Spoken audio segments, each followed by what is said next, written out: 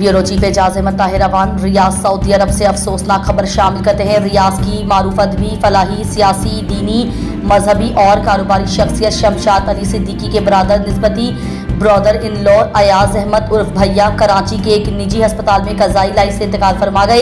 इन्ना लिल्लाहि व इन्ना इलैहि राजिऊन।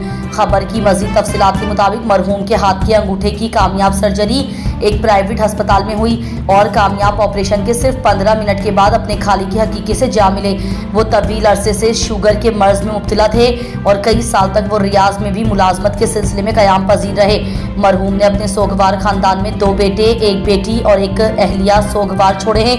मरहूम की नागहानी वफात पर इदारा फ़ख्र न्यूज़ के चेयरमैन मोहम्मद अली मलिक, CEO मलिक नसीर अहमद और पूरी सहाफ़ती टीम के स्टाफ ने शमशाद अली सिद्दीकी से गहरे दुख व गम का इजहार ताज़ियत करते हुए मरहूम के लिए दुआए मग़फ़िरत, बुलंद दर्जात की दुआ की है। अल्लाह पाक मरहूम को जन्नतुल फिरदौस में आला मुकाम अता फरमाए और सोगवार खानदान को सब्र जमील अता फरमाए। आमीन सुम्मा आमीन।